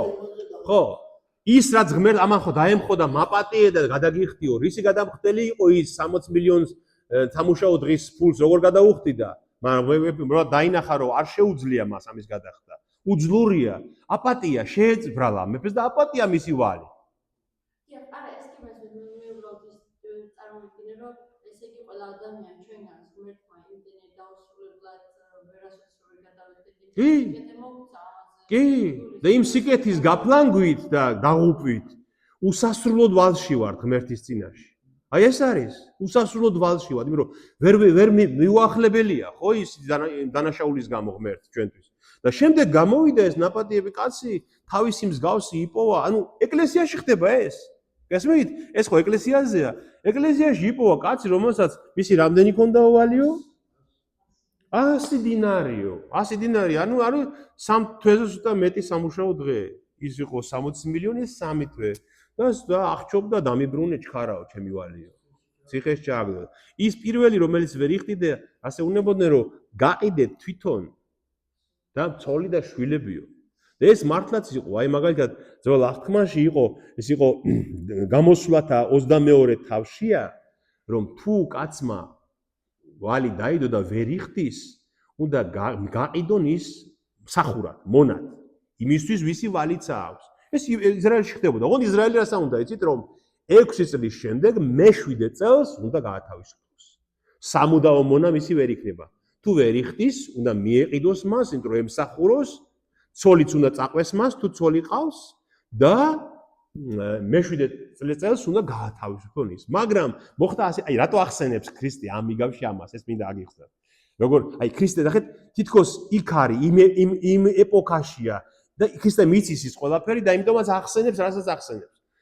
ჰეროდე დიდი, აი ქრისტეს მოკლა რო უნდა და ჩვილები რო ამოწყვიტა. ჰეროდე რო აღზევდა და დაიწყო მეფობა, ქურდობა იყო ძალიან გავრცელებული ისრაელში და გარემო. მან თქვა, რომ ქურდობაზე ვისაც წავასწრებთ, შემოიღო კანონი, ქურდობაზე ვისაც წავასწრებთ, ისრაელს გარეთ გავყიდით მონათო. ანუ რომ ვეღარასდროს რო ვეღარ დაბრუნდება. გესმით? და აღშფო ეს იმაშია, იუდაურ, ბატონო? ხო, და ეს არის იუდაურ სიძველეებშია მე-16 წიგნში, აი ამ წიგნში. ეს აღწერილი რომ ეს ჰეროდემ ეს კანონი რომ შემოიღო, რომ ისრაელს გარეთ უნდა გაყიდო, აქამდე რჯულში იყო რომ ისრაელში იქვე 6 წელი და მე მე-7 დაბრუნდებოდა და ჰეროდემ თქვა რომ ქურდებსო ისრაელს გარეთ გავყიდი, ვეღარასდროს რომ ვეღარ მობრუნდებიანო და აღშფოთდა ის ისრაელის ამწყობლობა რომ ეს როგორ ისრაელს როგორ აკადრა. აი ამას ამობს, ამ სიმძიმეს ამობს უფალიც რომ მეფემ თქვა რომ გაყიდეთ და გადაიხადოს ყველაფერი რაც ევალება. შემდეგ რომ ნახეს და ამ ხანაგებმა დაინახესო, რომ ეს აღჩობსო იმ თავის მოძმეს. ის ამ ხანაგები ვინ არიან? კრებულის წევრები, ეკლესიის წევრები. კრებული დაინახეს, რომ ერთი ასე ექცევა მეორეს. და წავიდნენ და მეფეს შესჩივლეს, რომ აი ესე იქცევაო რა, ეს მოწყალოთ იქცევაო. ანუ მოახსენეს უფალს. და აი მან დაიბარა და ამხილა რომ შებოროტო მე ამდენი გაპატიე და შენ ისევე არ უნდა მოგცეოდი მას ეუნება და ეს ადგილი მინდა გაჩვენოთ აუცილებლად ეს არის ასევე არ უნდა მოგცეოდი მას და ჩააგდო ტანჯვერას მისცა ხელში სანამ თელ ვალს არ გადაიხდიდა იგიო ეხლავე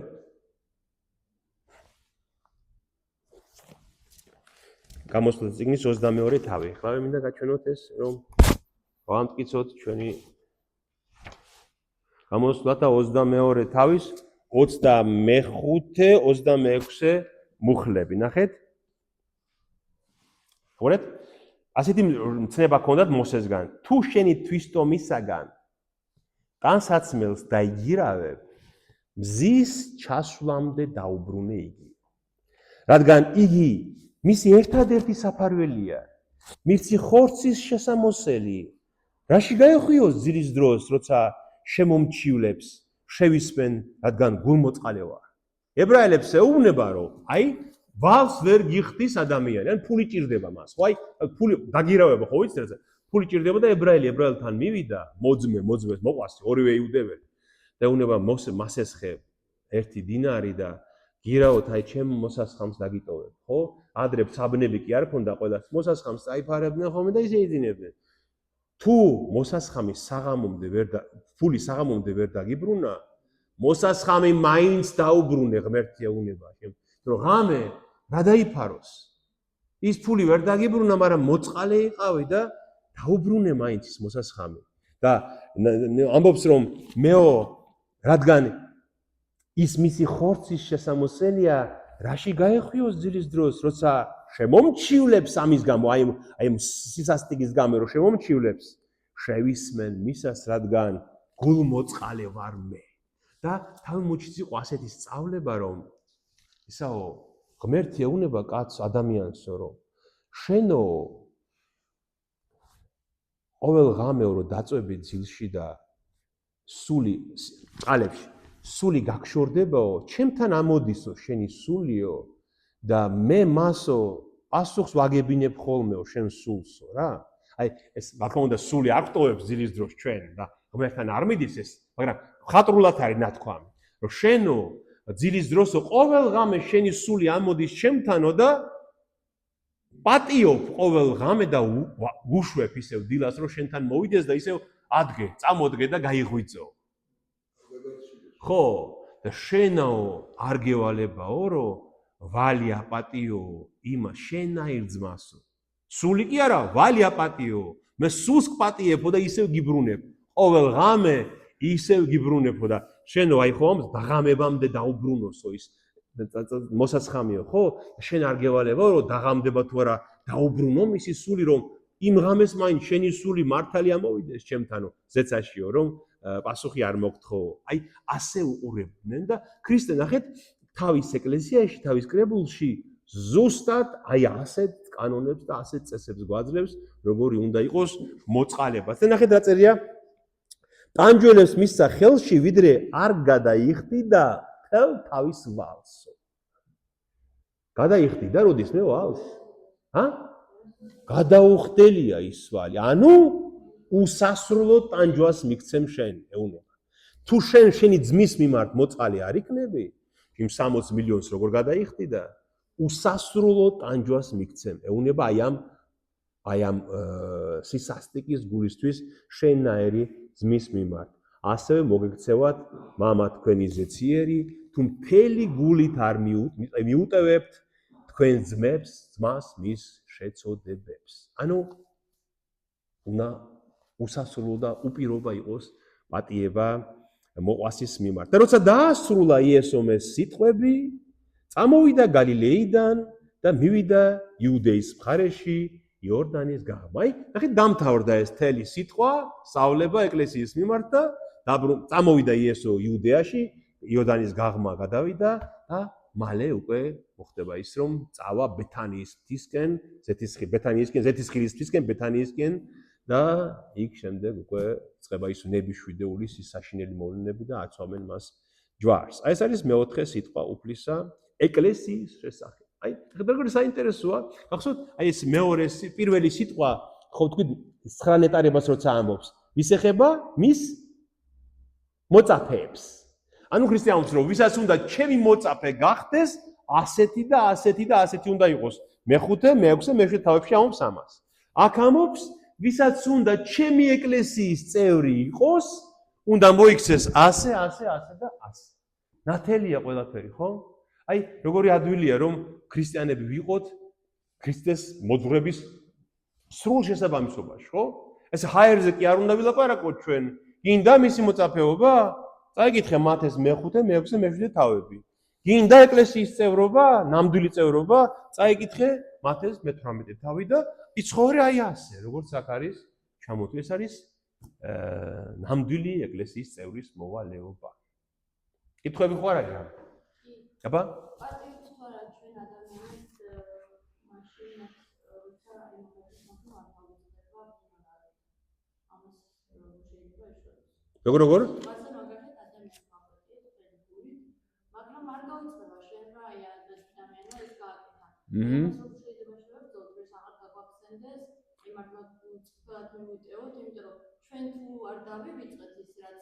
მან გააკეთა იქნება და ღმერთს არავის რომ ჩვენ რა გავაკეთეთ მეხსიერებას ვერაფრით ვერ გააკრობ. ეს მასო შეგუებულები ვიყოთ. ის რაც მოხდა, ყოველთვის გვემახსოვრება.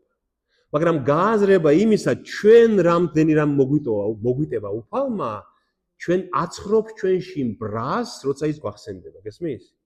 აი, ის ადამიანებს ეს არ არის ცოდვა. რა თქმა უნდა არ არის. მეხსიერება როგორ უნდა ამოშალოს შენგან?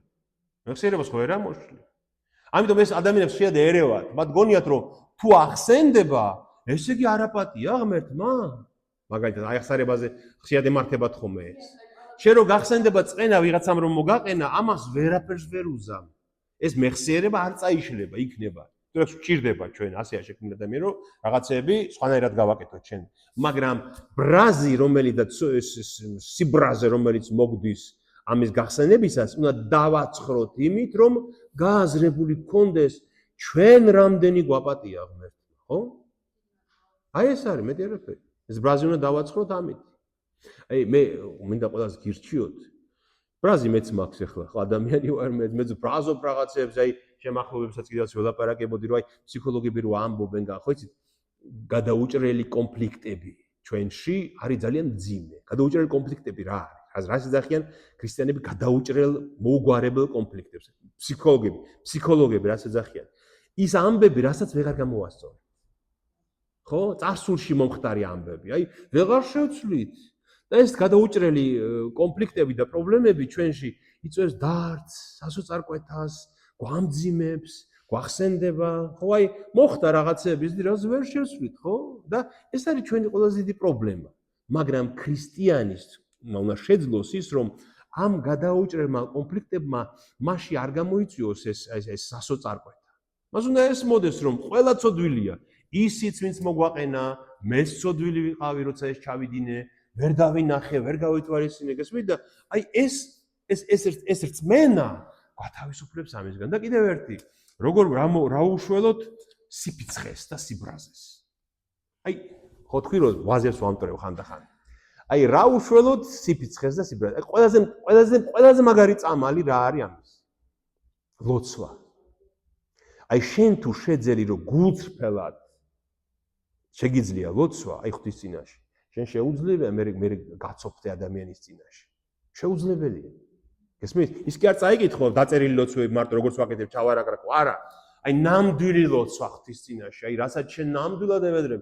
აი შენ თუ შეძელი რომ აი შეგიძლია ნამდვილად აი აკეთებ ამას ლოცულობ ნამდვილად შენი ბრაზი გაქრება როგორც არ ყოფილა შენ აღარ შეგიძლია მე რომ ღმერთს ელაპარაკები ამ სიტყვებით და მობრუნდები და ადამიანს ეს ელაპარაკები რანაირ შეიძლება შეუძლებელია ბადრო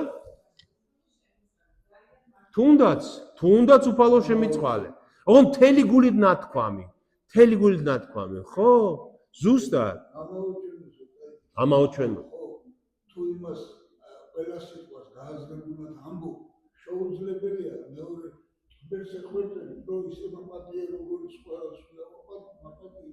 რო შეიძლება ხო მაგრამ მე რას ვამბობ იცი აი უფრო ისე თქვა მინდა მეცი რომ აი ღმერთთან საუბარი ცოცხალ ღმერთთან საუბარი არის უდიდესი რაღაცა უდიდესი რა და ჩვენ ბედნიერი ვართ რომ ეს გვაჩუქა ღმერთმა რომ ჩვენ შეგვიძლია მას ვესაუბროთ ველაპარაკოთ აი მე ხომ მიდგავს კომე თქვენს ადრეთ გამოდით აივანზე გამოდით გარეთ ქუჩაში მარტო დარჩი და ელაპარაკე ზეცაში ღმერთს გესმით ბადრო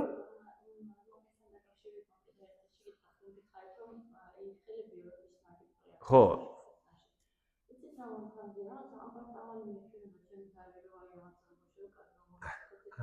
არა მასე არა შენ ხარ ჩეულებრივი ადამიანი შენ არავინ არ ხედავს მარტო ხარ რატო ხარ ამ პარტავანი მარტო ხარ და არა მასე არა ამიტომ ეს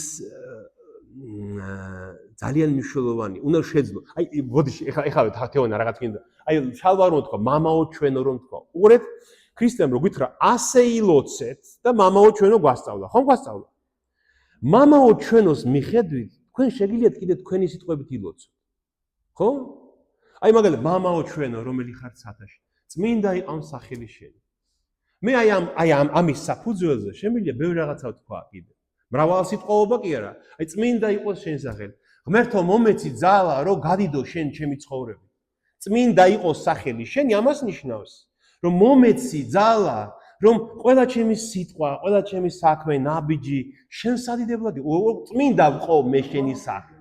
ხო, წმინდა. გესმით, ქრისტემ გვასწავლა ფორმულა მოგცა, აი რომ რა უნდა ვთქვათ ლოცვაში, თორე აი პური ჩვენი არსობისა მაგალითად, ხო?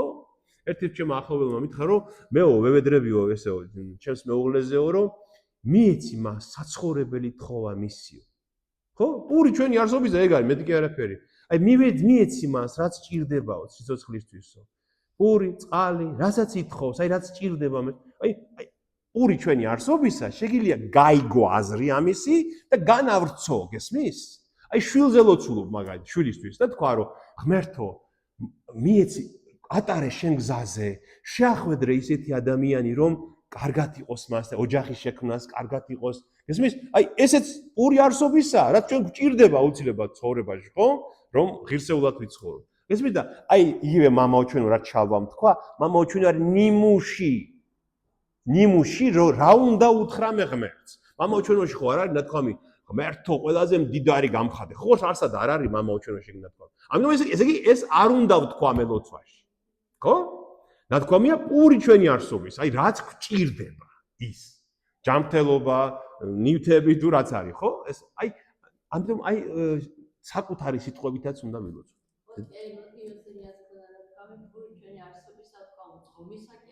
ხო, პური ძღომისა კი არსობისაო.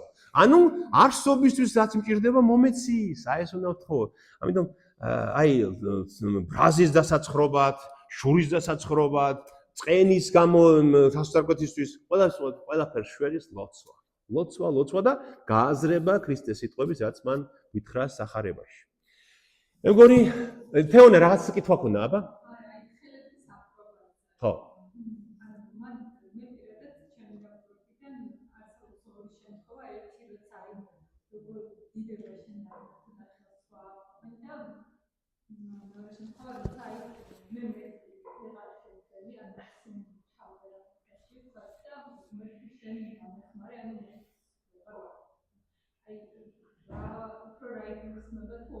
ორივე გულისხმობ. სადიდებლადაც აპრობა და წყალობისთვისაც. აი იუდეველებიც ასე აკეთებდნენ და ძველ აღთქმაში.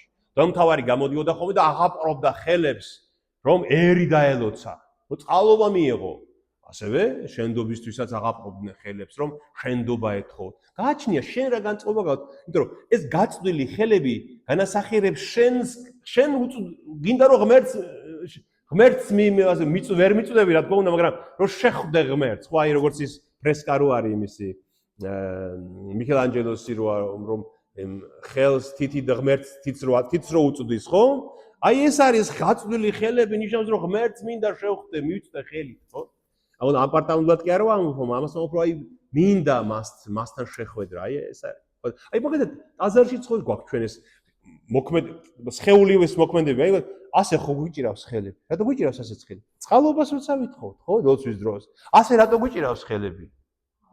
იმიტომ რომ ანგელოზების მსგავსად ვიფარავთ, აი მოკრძალებით მივდივართ, აი როგორც ხერუბიმი და სერაფიმებიო იფარავდნენ სხეულსო, აი იმიტომ ასე ვიფარავთ. უხმოყრა, ამიტომ ეს ჩვენი სხეულის მოქმედება გამოხატავს რაღაცას. ამიტომ ხელაპრობაც კარგია. ნუ შეიძლება ეგრეც ვიფიქროთ, ზოგმა ისე იცის მოვარდნა რომ შეიძლება გადააყენო. კი, ამიტომ ცოცხალი უნდა გახდეს ჩვენი ღმერთთან ცოცხალი, გესმით ის დაწერილი ლოცვები კარგია, ძალიან უნდა ვიკითხოთ, მაგრამ ჩვენ თვითონ ჩვენი სიტყვებით უნდა ვევედროთ ღმერთს. ცოცხალი უნდა იყოს ეს ურთიერთობა. დიდება ღმერთს, დაგლოცოთ ღმერთმა და მადლობა ყველას ყურადღებისთვის. გაიხარეთ.